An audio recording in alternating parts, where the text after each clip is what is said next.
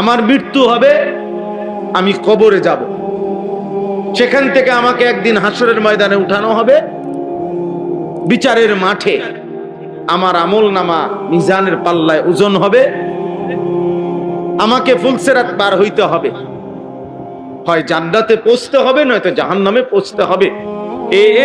দূর সিরিয়াল যার মনে আছে, যে বুঝে, খোদার কসম সেই কেবল মানুষ, বাকিগুলো জানোয়ার, বাকিগুলো হাইওয়ান আর জানোয়ারের মতো শুধুই ভোগ করছে দুনিয়া, খাইতেছে, ঘুমাইতেছে, পেশাব পায়খানা করতেছে, এতটুকু। দোস্ত, এদিক সেদিক তাকাইলে একটু পর পর লোক আসবে, এটা তো রাস্তা, তোমরা এদিকে তাকাইও না ভাই, আল্লাহর ওয়াস্তে। ধৈর্য না কুলাইলে চলে যাও ভাই, আমি আবারও বলছি, যার ধৈর্য না কুলায় সে চলে গেলে ভালো।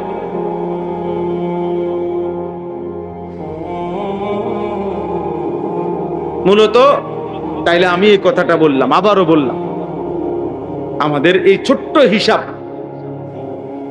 ওই যে দেখবেন আউলিয়া কেরাম বুজুর্গানে দিন যুগ যুগ ধরে সব তরিকার পিসাবরা আউলিয়ারা এটা বলে যে এটা আউলিয়াদের কথা, হাদিস না, পীর বুজুর্গদের কথা, মাশায়েখদের কথা, যে নিজেকে চিনলো সে আল্লাহকে চিনলো। মান আরাফা নাফসাহু ফাকাদ আরাফা রাব্বা, এটা হাদিস না যদিও, কিন্তু এটা একটা মহা সত্য কথা, এটা চমৎকার বাক্য। আমি যদি বুঝি আমি একজন মানুষ, আমি যদি বুঝি আমি একজন মুসলিম, তাহলে আমার এটা বুঝে আসবে, মনে আসবে যে আমার কি করণীয়। আমি যখন বুঝি যে আমার আল্লাহ আছে, আমি পাগল না, ছাগল না, আমি হঠাৎ করে আসমান থেকে পড়ি নাই, মাটির তলের থেকে বাইর হই নাই,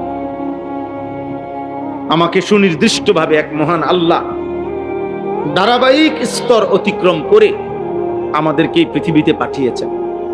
আল্লাহ তাআলা বলছেন, তুমি মাটির অস্তিত্বের মধ্যে ছিলা বান্দা, সেখান থেকে নির্দিষ্ট পরিমাণ খাদ্যের মাধ্যমে আমি তোমার বাবার বীর্যে তোমাকে পরিণত করেছি, বাবার বীর্য থেকে নির্দিষ্ট সময়ে তোমাকে মায়ের রেহেম জরায়ুতে গর্ভে আমি পৌঁছাইছি, সেখান থেকে সুনির্দিষ্ট সময় 9 মাস আমি আল্লাহ তাআলা পূর্ণ করে হাত, চোখ, নাক, কান, সারা দেহ সাজিয়ে আমি আল্লাহ তাআলাই মায়ের পেট থেকে তোমাকে পৃথিবীতে পাঠিয়েছি। পৃথিবীতে তুমি প্রতিদিন আমার হাতে, তুমি ছিলা কোলের বাচ্চা, হইলা কিশোর, হইলা যুবক, হইলা বৃদ্ধ, দুর্বল, গেলা কবরে। প্রতি ঘন্টা আমি পরিবর্তন করছি তোমার, আমি নিয়ন্ত্রণ করছি, আমি নিয়ন্ত্রণ করছি। অতএব কোনোভাবেই তুমি পৃথিবীর সকল শক্তি দিয়ে হলেও আমি আল্লাহর বাঁধন থেকে ছুটতে পারবা না, ছুটতে পারবা না। আমরা প্রত্যেকে আল্লাহর বাঁধনে। এই জন্য দোস্ত, ছোট বড় সবাইকে বলি, বাপ, তুমি যদি তোমাকে না চেনো, না বুঝো, ওই ছেলে, ওই বেয়াদব, সরেন থেকে সর, এখান থেকে বাইর, মোবাইল নিয়ে বাইর, বাইর হবে এটা আহাম্মক কোথাকার, বয়সের চাইতে বড় মোবাইল নিয়ে এসে বসে।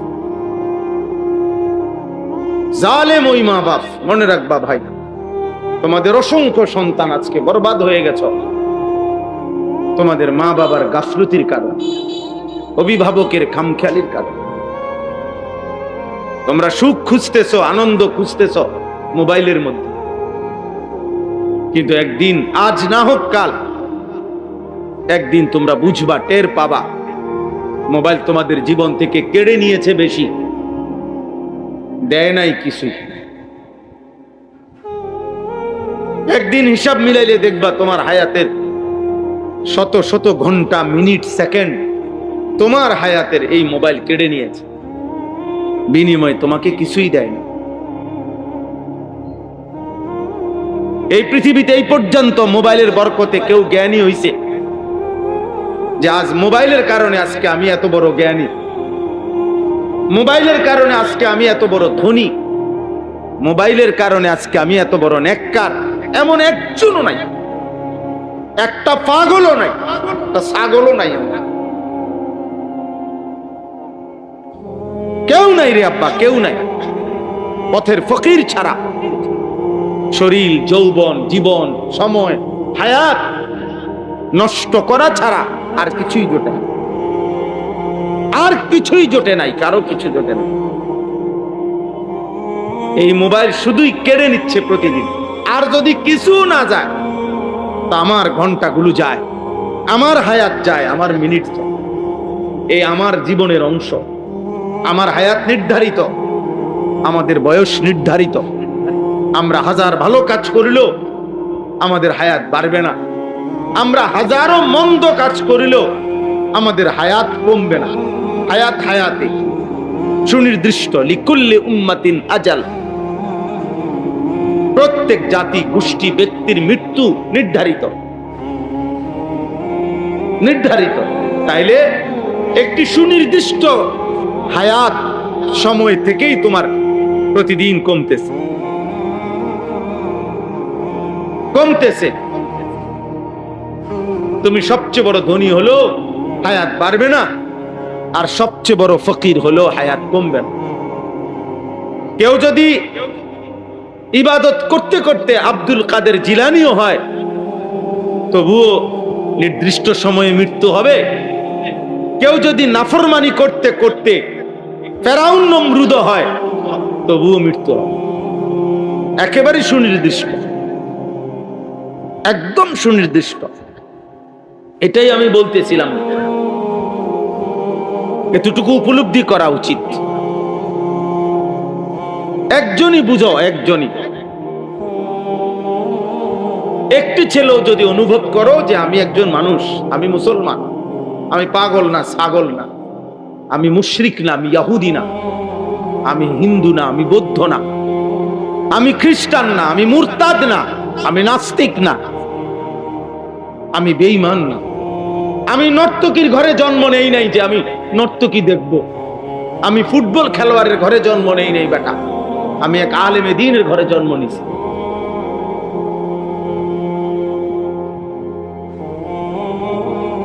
আমি কেন ফুটবল খেলোয়াড়ের মতো সাজবো, কেন ক্রিকেট খেলোয়াড়ের মতো সাজবো কেন? আমি তো ফুটবল খেলোয়াড়ের ঘরে বড় হই নাই, আমি তো ক্রিকেট খেলোয়াড়ের ঘরে বড় হই নাই, আমি তো সিনেমার নর্তকীর ঘরে বড় হই নাই। আমার মা পবিত্র মা, আমি মায়ের পবিত্র দুধ পান করছি, আমি পবিত্র মায়ের গর্ভে জন্মগ্রহণ করেছি। আমি রাস্তার নর্তকী, বেহায়া নারী, মোবাইলের উলঙ্গ নারীর ঘরে জন্ম নেই নাই। এতটুকু বুঝো মিয়া, নিজের মার কথা মনে করো, নিজের বোনের কথা মনে করো। যখন তুমি নারী দেখো, অস্থির ছবি দেখো, একবার ভাইবো তোমার মাকে যদি এমন উলঙ্গ বিবস্ত্র কেউ দেখে, তোমার বোনকে যদি কেউ দেখে, রক্তে যদি মানুষের রক্ত থাকে কারো, সে মেনে নিবে এটা? কথা বলে না, কেউ মেনে নিবে এটা? তো তুমি কেন অন্যের মাকে দেখছো? তুমি কেন অন্যের বোনকে দেখতেছ? আব্বা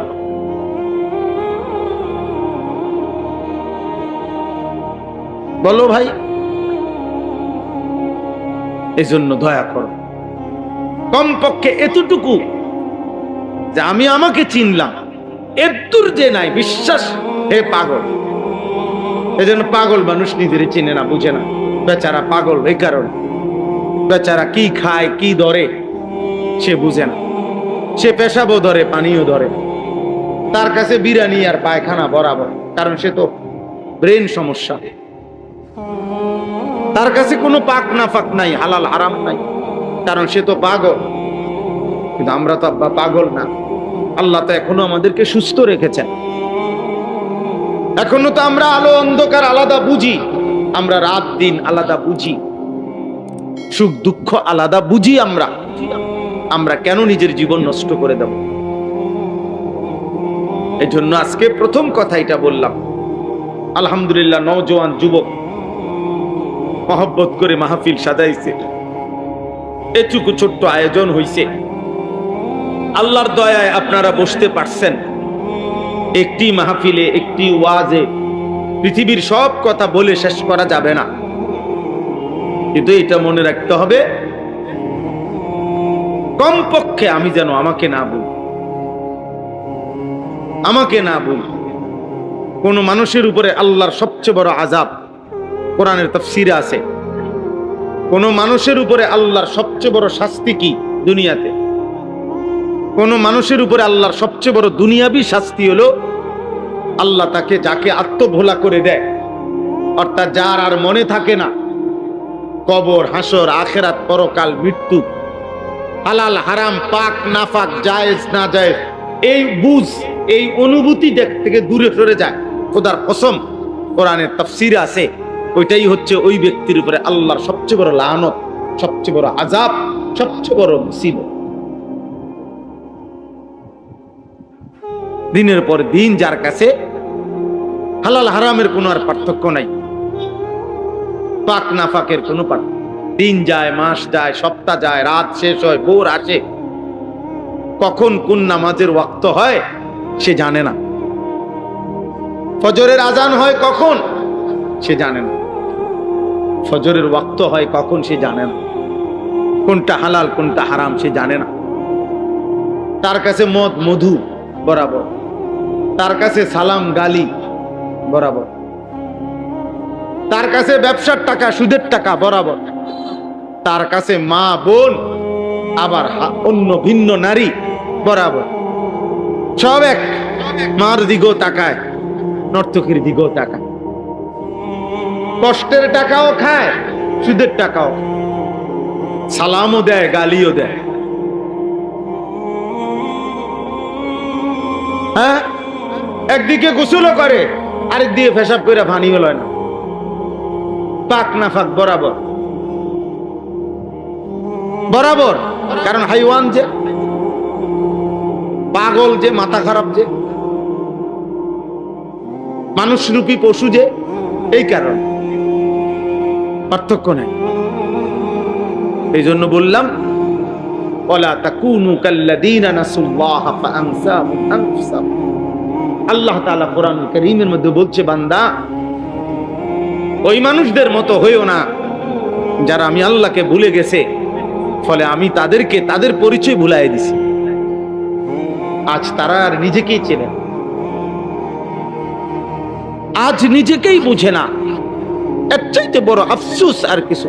তোমরা বলো ভাই, তোমরা এই যে কিশোর ছেলে, বলো আব্বা, তোমাদের যাদের চুল মুশরিক বেঈমানের মতো, তোমার কি আসলে মনে আছে তুমি মুসলমান? প্রিয় ভাই বলো, একজন বিবেক থাকলে বলো, তোমরা যারা এশার নামাজ এখন পড়লা না, তোমাদের মনে আছে তোমরা মুসলমান? আমি এখান থেকে গাড়ির থেকে নাইম্মা দৌড়াইয়া গেছি, জামাত ধরছি, অথচ আমি এখানেও দেখছি, এখানেও দেখছি মুসলমানের বাচ্চা ভিডিও করতে, ছবি তুলতে ব্যস্ত। কত বড় নিকৃষ্ট বেয়াদব, কত বড় জঘন্য বেয়াদব, এত বড় বেয়াদব যে মসজিদের সামনে ছবি তুলতেছে, কিন্তু আল্লাহর ঘরে নামাজ হইতেছে। আহ, তোর উর্ফে খোদার কত বড় লানত! আল্লাহ তোরে মসজিদে ঢুকাইল, তো মুসলমানের ঘরে বড় হয়েছে। থুতু তোর কপালে, বেনামাজ, থু তোর কপালে, থুতু, আফসোস তোর কপালে, আফসোস, লানত বেটা ওই জীবনের উপর যে মসজিদের সামনে দিয়ে হাইটা যায়, মালিক তারে মসজিদে ঢুকায় না। ছি ছি ছি, আফসোস। আল্লাহ নবী সাল্লাল্লাহু আলাইহি সাল্লাম বলেন, মসজিদের সাথে যার দিলের সম্পর্ক, খোদার কসম নবী বলছে, আল্লাহ তাআলা তাকে কিয়ামতের দিন আল্লাহর আরশের নিচে ছায়া দান করবে। যেই 7 ধরনের ব্যক্তিকে আল্লাহ পাক কিয়ামতের দিন আল্লাহর আরশের ছায়া দান করবে, তার মধ্যে এখানে একজন হলো ওই ব্যক্তি যার দিল মসজিদের সাথে লেগে আছে, দিলে যার মসজিদের প্রতি ভালোবাসা। রাজুলুন কলবুহু মুআল্লাকুন বিল মাসাজিদ, যার অন্তর মসজিদের সাথে ঝুলে থাকে, দিল পড়ে থাকে মসজিদে, অন্তর পড়ে থাকে মসজিদে, বাইরে ঘুরে কিন্তু দিলের মধ্যে মসজিদের প্রতি ভালোবাসা। আবার কখন আজান হবে, আবার কখন জামাত হবে, মসজিদে যাব কখন, এই ভালোবাসা। নবীজি বলছেন আল্লাহ পাক তাকে কিয়ামতের দিন আল্লাহর আরশের নিচে ছায়া দান করবে। সুবহানাল্লাহ। কোরআনুল কারীমের মধ্যে আছে, নবীজি বলছেন আর আল্লাহ বলছেন সূরা তাওবার মধ্যে আছে যে মসজিদ আবাদ করে, মসজিদ আবাদ করে, আল্লাহ বলছে তুমি সাক্ষী দিতে পারো যে সে আল্লাহর প্রতি ঈমান রাখে, আখিরাতের প্রতি ঈমান রাখে, আখিরাতের প্রতি ঈমান রাখে। আর মসজিদের সবচেয়ে বড় আবাদ মসজিদে নামাজ। যে মসজিদে নামাজ হয় না ওইটা ভবন দিয়া কি হবে? আল্লাহর নবী সাল্লাল্লাহু আলাইহি সাল্লাম বলছেন প্রত্যেক মসজিদের কিছু খুঁটি থাকে। ইন্না লিল মসজিদে আওতাদান, প্রত্যেক মসজিদের কিছু খুঁটি থাকে, খুঁটি, পিলার। নবীজি বলছেন প্রত্যেক মসজিদে 5 ওয়াক্ত যে মানুষগুলো নামাজ পড়ে ওরা ওই মসজিদের খুঁটি, পিলার। নবীজি বলছেন ওই মুসল্লিগুলোর জন্য প্রত্যেক মসজিদের যে খুঁটির মতো 5 ওয়াক্ত নামাজ পড়ে যেই মুসল্লিরা, এদের জন্য আল্লাহ পাক আলাদা ফেরেশতা নিয়োগ দিয়ে রাখে। ওই ফেরেশতারা প্রতি ওয়াক্তে নামাজের সময় ওই নির্ধারিত মুসল্লিদের খবর নেয়, তারা আসলে তাদের জন্য রহমত মাগফিরাতের দোয়া করে। কসম আল্লাহর, নবীজি বলেন যদি তারা মসজিদে না আসে আল্লাহর ওই ফেরেশতারা তাদের খবর নেয়, যদি অসুস্থ হয় তাহলে তার জন্য আল্লাহর কাছে শিফা, সুস্থতা কামনা করে দোয়া করে। পেরেশানি থাকলে আল্লাহর কাছে দোয়া করে, আল্লাহ আপনার বান্দা পেরেশানিতে আছে, আপনার সেজদা দিতে জামাতে আসতে পারে নাই, আপনি তার পেরেশানি দূর করে দিন। বদনসিব বেটা, মুসলমানের বাচ্চা বেটা, মসজিদ চিনস না বেটা, নামাজি চিনলি না, না বেঈমান হইলি না ইমানদার হইলি, কিছুই তো হইলি না বেটা, কিছুই তো। কোন ইহুদির বাচ্চা তো তোদেরকে নিবে না বেনামাজি। যাইয়া দেখ বেটা, আমেরিকার আব্বারে গিয়া বল যে আমি 24 ঘন্টা তোদের মতো চলি ফিরি, আমি একদিনও 1 ওয়াক্ত 5 ওয়াক্ত নামাজ পড়ি না, আমি দাঁড়াইয়া মুতি, আমি নর্তকী ছাড়া রাত কাটাই না, সারা রাত উলঙ্গ ছবি দেখি, আমার চুল মুশরিক তোদের মতো, তোরা আমার এনে। খোদার কসম, একটা ইহুদি, একটা খ্রিস্টান, ইসরায়েলের ওই কুত্তারা, আমেরিকার ওই বেঈমানরা, ওই বুড়া ট্রাম্প তোরে নিবে না নাফরমান। জানোস না বেটা, তোমরা জানো না ছেলেরা, বাবারা জানেন না আপনারা, আপনাদের চোখের সামনে সন্তান বরবাদ হয়ে যাচ্ছে, আপনারা তামাশা দেখতেছেন। বয়স্ক লোকরা বসে বসে ইদানিং কালের বুড়ারাও বহুত বড় গাফেল। আগের বুড়া এরকম বুড়া ছিল না। হ্যাঁ, ইদানিং কালের বয়স্ক লোক খামখেয়ালি। আগে, আজ থেকে 30 বছর আগের বুড়া অনেক সাহসী ছিল। 30 বছর আগের বুড়ারা পুরা গ্রামের মধ্যে যারে দেখছে অনিয়ম তারই ধমক দিছে, তারই 2-4 অক্ষর কথা বলছে। অনকার বুড়াই বসে সারাদিন বিড়ি খায়, ওই কি বলবে আল্লাহর কথা? আর বিড়ির গন্ধে তো কাছে যাওয়া যায় না, ও বাকি মানুষের বলবে কি? চা দোকানটার দিকে ওঠে না, সারাটা দিন সুযোগ পাইলে দৌড় মারে চা দোকানে। যিনি বলেন বলে হুজুর না, আমি বলি আমনে ভালো, আমনেরে বলছি, ঠিক আছে না? সবাই আলাদা হয়ে গেছি আমরা, কেমনে নিয়ন্ত্রণ হবে আব্বা? যেখানে আপন কন্যা, আপন বোন, 8 বছরের বাচ্চা মেয়েও যেখানে নিরাপদ না, যে মাটিতে, তোমরা টিকবা কেমনে আব্বা? আরে ছেলেরা বুঝো বেটা, তোর বোন আছে ছোট, আগামী দিনে তোর বোন নিরাপদে বাঁচবে কেমনে আব্বা? তোমাদেরও তো ছোট বোন আছে। 8 বছরের মেয়ে যদি আমার বাংলার জমিনে যদি 92% চাইতে বেশি মুসলমান, 3 লক্ষের চাইতে বেশি মসজিদ আছে বাংলাদেশে, প্রতিদিন কমপক্ষে 30 লক্ষ ছাত্র ছেলে মেয়ে মাদ্রাসায় পড়ে যে বাংলাদেশে, 5 ওয়াক্ত নামাজের মসজিদে আজান হয়, সারা বাংলাদেশে কোথাও এমন নাই যেখানে আজান নিষিদ্ধ। তাহলে সারা বাংলাদেশের কোনায় কোনায় যেখানে 5 ওয়াক্ত নামাজের আজান হয়, যেখানে এত কোটি কোটি মুসলমান, সেখানে যদি 8 বছরের মেয়ে ধর্ষিতা হয়, 8 বছরের মেয়ের যদি কল্লা শরীর থেকে কাইটা আলাদা করে ফেলা হয়,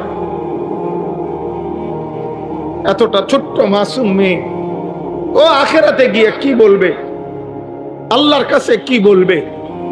ওই ছোট্ট মেয়েটা যদি হাসরের ময়দানে দাঁড়ায়া আল্লাহকে বলে, আল্লাহ আমার জাতির এতগুলো মানুষ বেঁচে থাকতে আমি 8 বছরের মেয়ে আমার এইভাবে মেরে ফেললো, আমার শরীরটা 2টা টুকরা করে ফেললো, তাহলে বলো আব্বা, বলো বলো ছেলেরা, তোমাদের বিবেকে যদি লাগে তোমাদের বোন আগামী দিনে নিরাপদ? মোবাইল নামাও, আমি বললাম বেয়াদব, এই বেটা বেয়াদব, ওঠ বেটা এখান থেকে, বেটা বেত্তমিজ কোথাকার।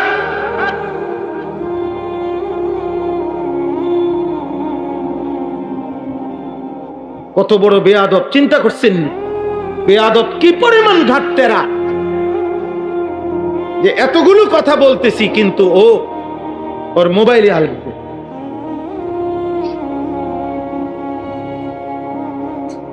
হ্যাঁ দেখছেন বাচ্চা, এই বাচ্চা ফিতরাত, এটা তার হলো কি স্বভাবজাত, সে বুঝছে।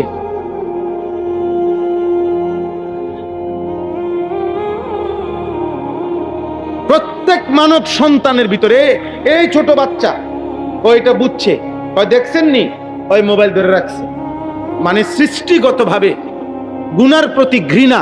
খোদার কসম, এই কোরআন ধরে বলি, আল্লাহ মানুষের জন্মসূত্রে দিয়ে দিছিলেন, এই পরিবেশ নষ্ট করে দিয়েছে। আল্লাহ জন্মসূত্রে মানুষের বাচ্চার মধ্যে আল্লাহকে মানার যোগ্যতা দিয়েই পাঠাইছেন। কিন্তু আমরা আফসোস, আমরা সবাই মিলে আমাদের সমাজ ছেড়ে দিছি আমরা। তোমরা বলো ভাই, তোমরা যারা 18 বছর 14 বছর 16 বছরের ছেলে, তোমরাই বলো, তোমাদের ছোট বোন আছে না কারো? তো তোমাদের বোন আগামী দিনে কেমনে নিরাপদ থাকবে বলো ভাই? সবাই মিলে যেভাবে তোমরা মোবাইলে পাগল হয়ে গেলা, সবাই যে যা পাইতেছো দেখতেছো, সবাই মনে করে চাচ্ছ সারা পৃথিবীর সব নারী, তোমার দেশের সব মহিলা উলঙ্গ হয়ে যাক, তুমি সবাইকে দেখতে চাচ্ছ। তাহলে আগামী দিনে তোমার বোন বাঁচবে কেমনে? তোমার কন্যা বাঁচবে কেমনে? আমারও তো 4.5 বছরের ছোট্ট মেয়ে আছে, আমার সেই মেয়ে বড় হবে কোন সমাজে বলো? আগামী দিনে আল্লাহ চাহে তো, এখন তোমাদের যাদের বয়স 16 বছর 18 20 বছর, আল্লাহ যদি হায়াত দেয়, আমরা দোয়া করি আল্লাহ তোমাদেরকে হায়াত দিক, তো তোমরাও তা আগামী 10 বছরের ব্যবধানে আল্লাহ দিলে ইনশাআল্লাহ তোমরা তো বিয়ে করবে।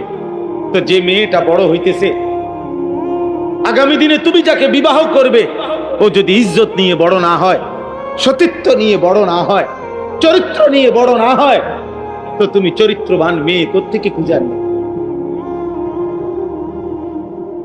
তোমরা যে যাকে পাচ্ছ, যে যেখানে পাইতেছ, নারীর ছবি তুলতেছ, মেয়ের ছবি তুলতেছ, যে যাকে পাচ্ছ তারে ফুসলাইয়া প্রলোভন করে হারাম প্রেম ভালোবাসার নামে অশ্লীলতার মধ্যে ডুবাই দিতেছ। তা আগামী দিনে বাঁচবা কেমনে আব্বা? পবিত্র নারী মিলবে কিভাবে? মোবাইলের নারী আর ঘরের বিবাহিত স্ত্রী এক কথা না, দুইটা তো এক বিষয় না রে বাপ। বাঁচতে শিখো, বাঁচতে শিখো। আমরা বললাম এটা একক কোনো সরকারের দায়ী করলে হবে না। একটি দেশের সম্মিলিত জনগণ আমরা, ছোট বড় নাবালেগ বয়স্ক নারী পুরুষ, আমাদের প্রত্যেকের সচেতনতা, প্রত্যেকের সামষ্টিক প্রচেষ্টা আমাদের সমাজ থেকে এই মুহূর্তে বাংলাদেশে একেবারে মরণ ব্যাধি, একেবারে মহামারীর মতো ধর্ষণ এবং পরকীয়া বাংলাদেশের এই মুহূর্তে একেবারে চ্যালেঞ্জিং পর্যায়ে পৌঁছে গেছে, যা যদি এই মুহূর্তে নিয়ন্ত্রণ করা না হয় আমার দেশের ভবিষ্যৎ পুরাপুরি অন্ধকার হয়ে যাবে, পুরাপুরি। এজন্য তোমরা প্রত্যেকটা যুবক যার যার জায়গা থেকে, আমরা আওয়ামী লীগ বিএনপি বুঝি না, আমরা জাতীয় পার্টি জামাত ইসলাম বুঝি না, আমরা বুঝি 18 কোটি বাংলাদেশের প্রত্যেকটা জনগণ বলতে হবে ধর্ষকের ব্যভিচারীর নগদ বিচার চাই, নগদ শাস্তি চাই, আমরা নগদ বিচার হইতে হবে, নগদ। আজকে যদি প্রিয় ভাই শহীদ শরীফ ওসমান হাদি থাকতো তো দেখতা প্রতিবাদ কাকে বলে। ইমানদার চলে গেছে, সাহসী যুবক চলে গেছে, নয়তো দেখতা তোলপার হয়ে যাইত। আল্লাহ পাক আবার আমার দেশে তোমাদের মাঝ থেকে হাদির মতো সন্তান আল্লাহ কবুল করে নেন।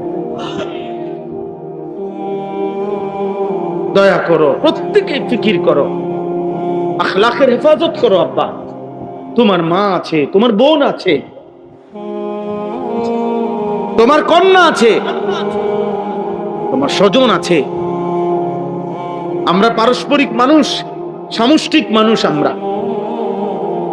আমরাই সবাই সবাই আত্মীয় স্বজন, আমরা সবাই সবার আপনজন।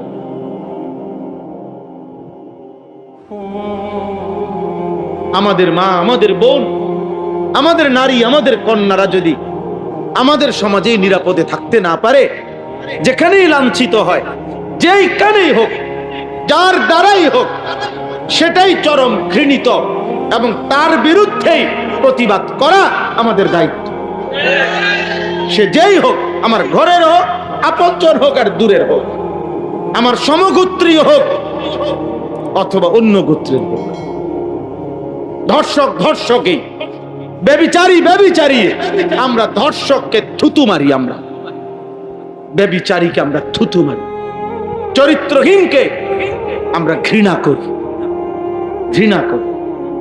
আল্লাহ নবী সাল্লাল্লাহু আলাইহি সাল্লাম বলেন দুইটা পাপ মারাত্মক, একটা হলো জিনা, ব্যভিচার, নারীর সাথে হারাম সম্পর্ক, আর একটা হলো মদ পান করা, নেশা করা, নেশা। খোদার কসম হাদিসে আছে, নবীজি বলছে যে নেশা করে এবং জিনা করে, প্রিয় ভাই মনে রাখেন, আল্লাহর নবী বলেন জিনাকার যখন জিনা করে, নেশাখোর যখন নেশা করে, এর ঠিক তার পূর্ব মুহূর্তে আল্লাহ ওই নাফরমানের কলিজার থেকে ঈমান টেনে বাইর করে ফেলে, যেভাবে গায়ের জামা খুলে ফেলে। নবীজি হাদিসে উদাহরণ দিয়েছেন।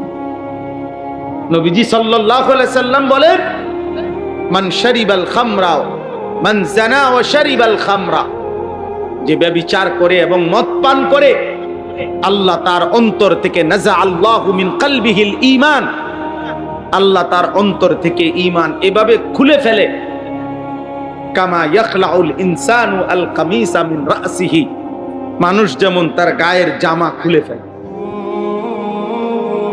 আল্লাহ যেন বলে নারীর সাথে হারাম সম্পর্ক করতে যাচ্ছ, বেঈমান, দাঁড়া, আমার ঈমান আমারে দিয়া যা, যা এবার যা,